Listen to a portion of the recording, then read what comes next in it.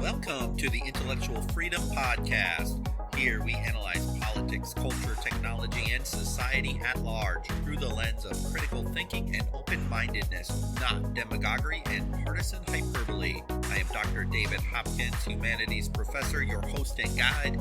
So without further delay, let's get started. In my podcast production line, this topic wasn't even on the schedule, and I'm generally not interested in podcasting the quote-unquote news of the day stuff, but rather I'm interested in analyzing and discussing things on the macro level of culture and society. But I can't help myself with this one. I woke up this morning and decided I just had to talk about the first presidential debate last night on September the 29th. You know how it feels. You're commuting home from work. Traffic is just crawling along, and you look up ahead and you see the flashing lights, police cars, tow trucks, ambulances, and you know there's a serious accident up ahead, and you also know you don't need to look at the destruction. It really isn't your concern because the first responders are on the scene, they're working the incident, but still, what do? As we drive by, we just have to look. And that was me with the debate last night. Having seen presidential debates for years, I knew what I was going to get, what to expect, and I knew it would probably be the worst I have ever seen. I probably would end up feeling worse about the future of our country than better. It didn't disappoint. It was embarrassing that this is where we're at right now in our country.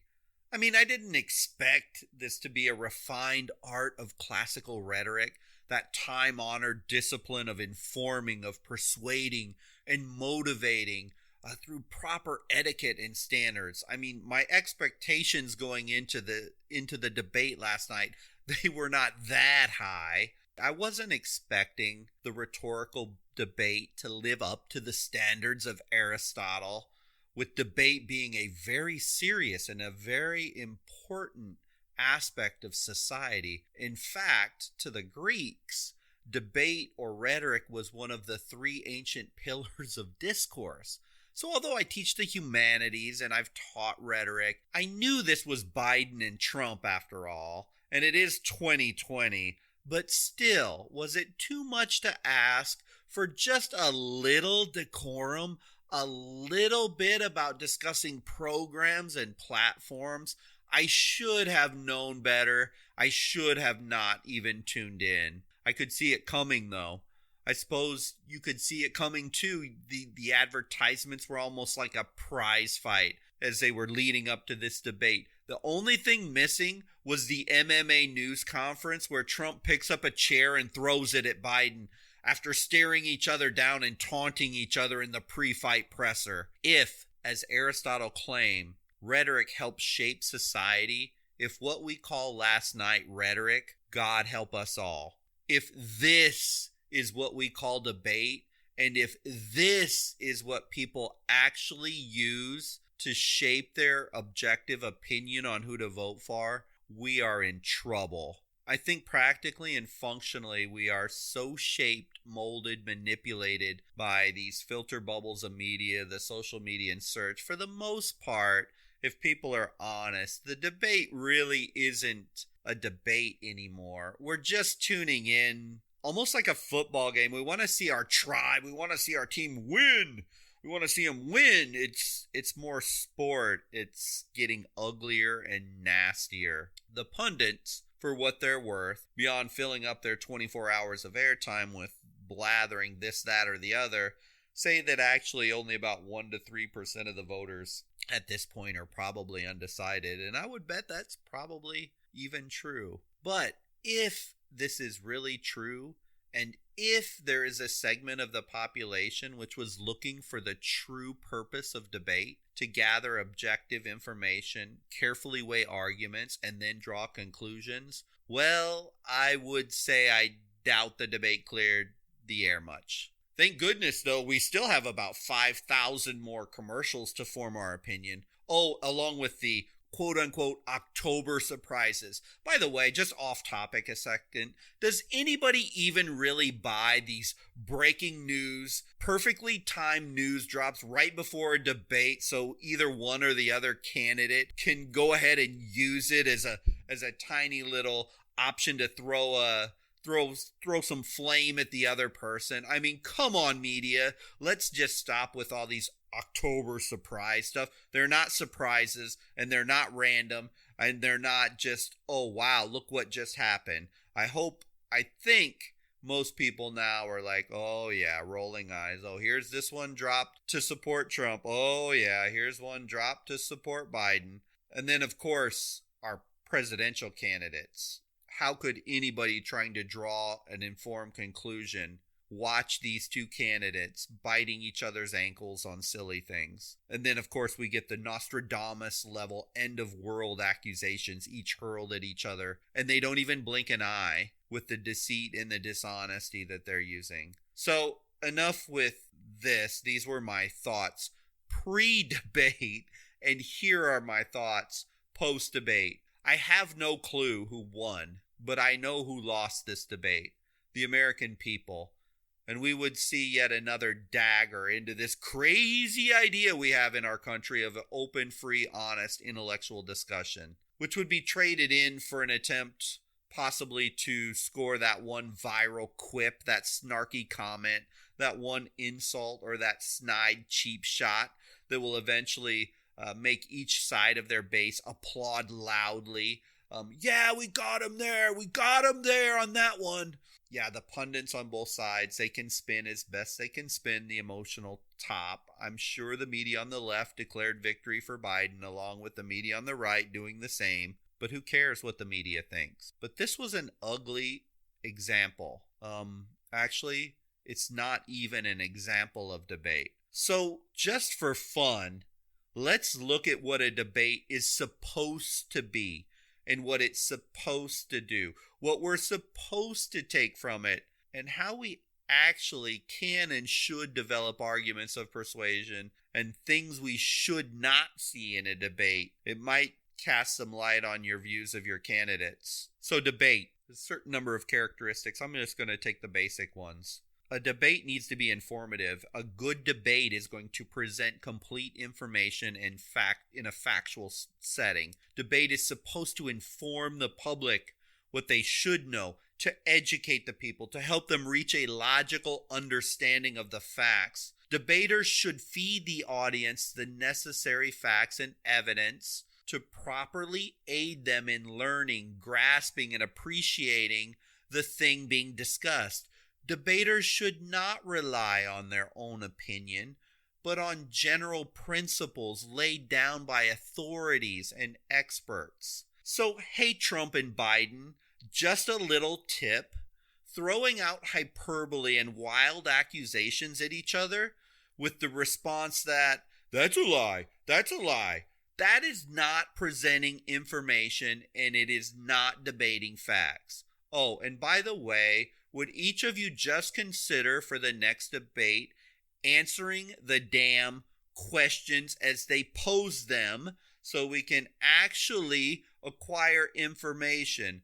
The moderator, and I don't know whether he's good or bad, it doesn't matter. He did have some decent questions. If only the candidates would have actually answered them, we could have potentially gained some information. The second thing a debate is supposed to have is well-reasoned and persuasive arguments. Arguments that are raised in a debate must be logical, relevant, competent, and well-explained. Arguments must show a direct link to relevance and significance of what is debated upon. Arguments raised must be acceptable to us average people. All questions that lead up to the conclusion of the debate, they need to be clarified, answered, analyzed. Debaters should make all their points clear and understandable. It is really hard to make reasoned arguments when both candidates are so busy trying to create those viral worthy sound bites that they don't follow a logical progression of arguments. Maybe they're all caught up in the heat of the moment, or maybe they don't even have a plan. I don't know, but I don't know which one is scarier, that these two candidates on the stage are going to, one or the other is going to be the president, and look at how they handle this situation. Oh, Biden and Trump, by the way, making your points clear and understandable. It doesn't include, remember when you said this, and the response is, oh yeah, well, remember when you said that, and then the next response, well, you're a liar, then no, you're a bigger liar, and then you're the biggest liar, no backsies. I mean, the child's play in this debate was stunning. There was not one well-reasoned, clear argument, devoid of emotion, that I could find all night long. Another thing, a debate is supposed to be orderly. And so a debate needs to follow a certain format that will govern the proceeding of the debate and the conduct of the people that are on the stage debating. Heard a couple times Chris Wallace, hey, you two, both of you agreed to the rules of the debate. Well, the rules should, among other things, set the task of each speaker and the time limit allotted to each of them. Speeches, they need to be organized. The other person shouldn't interrupt. They need to be structured, and they're in a methodical format. Debaters need to be polite. They're not supposed to speak over, use verbal intimidation and interruption to try and win the debate. Oh my goodness. For the love of all that is fair and good in this world, would both of you, both of you, Trump and Biden, stop interrupting each other. Stop interrupting each other in the next debate. Nothing is more annoying, frustrating, and shows a lack of dignity, lack of discipline, lack of emotional control than constantly interrupting the other candidate. It is one of the few times beyond these 30-second TV sound bites that the country can see both candidates on stage at the same time having to extemporaneously explain themselves, and it was all wasted. That interrupting, that talking over of each other, not answering the questions. I would guess many people literally turn that thing off for this very annoying thing of just simply letting each other express their opinions. So these are some of the these are not advanced debate tactics. They're just elementary level stuff that all of us should expect at the bare minimum. In fact, all of us should expect if we're ever discussing things. It doesn't even have to be a formal debate. Just that you're talking and you're passing information, that the way you present your conversation with someone, it's well reasoned and it's persuasive, and it follows an orderly format where you speak and then you listen and you let the other person speak, and then you have the chance to respond. I mean, this is not really complicated things, but these two candidates both failed. Oh, and beyond what Biden and Trump should have done, there are things that we should never see in a debate.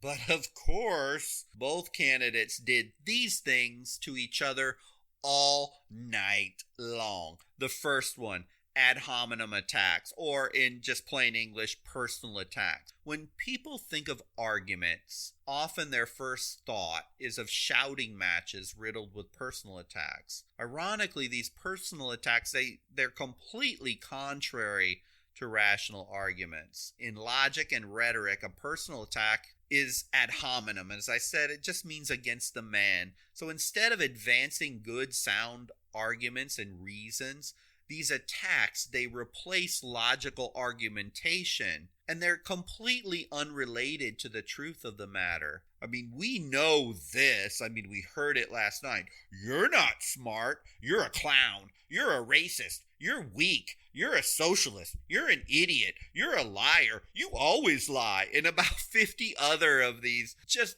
personal attacks on each other. Trump and Biden, would you please. There are people watching this. There are kids, there are high school kids, there's college students, and what you're showing them is pathetic. The second thing we should never see in a debate is a red herring. And this is just a fallacy in reason, which is a distraction from the argument, typically with some sentiment that seems like it's a relevant discussion, but it isn't really exactly on topic. This tactic is very common when the debater doesn't like the current topic and wants to detour into something else instead, something easier or something safer to address. A red herring fallacy, it's typically related to the issue in question, but it's not quite perfectly relevant to the question. So instead of clarifying and refocusing it, it just confuses the issue and distracts it.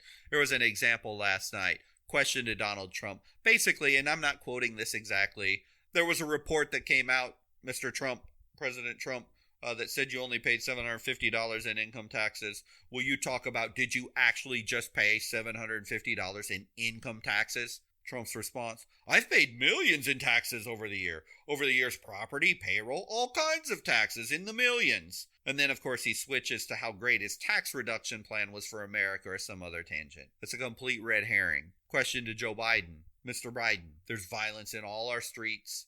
Your campaign has said we need to reimagine policing. What does this actually mean? And then Biden response, Donald Trump is fanning the flames of violence, and then he goes on some tangent about it's actually Donald Trump's fault that we even have to worry about policing because his supporters are making things very dangerous in the city and he's a racist. Nothing to do with that question. The question was, you've talked about that police may not be the solution.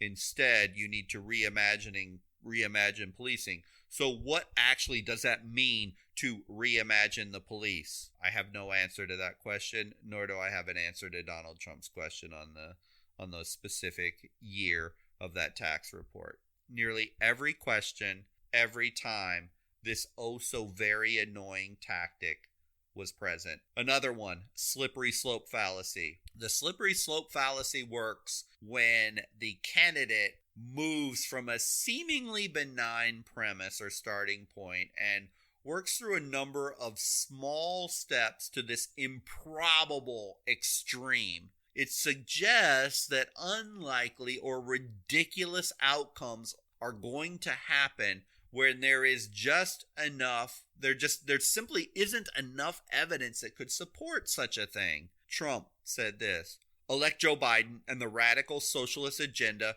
will destroy our country forever.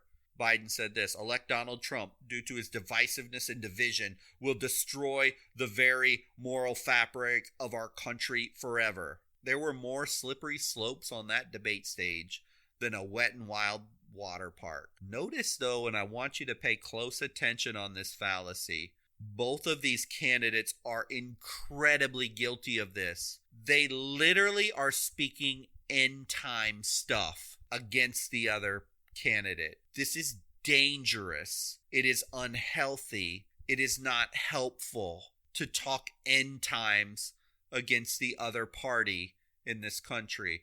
I wish there were more than two. I wish there were 4, 5, 6 choices for president, in all honesty. But this is what we got. So we see this fallacy over and over again. False dilemma is another one. This fallacy actually has a few names. You might hear it called black and white, either or, false dichotomy, bifurcation fallacy. But really, it's just a line of reasoning that fails by limiting the options to 2 choices when there are in fact many, many options to choose from. Sometimes these choices are between one thing and the other thing, or both things together. They don't exclude each other. Sometimes there's a whole range of options for a problem that's presented. Maybe there's 3, 4, 5, or 145 different solutions.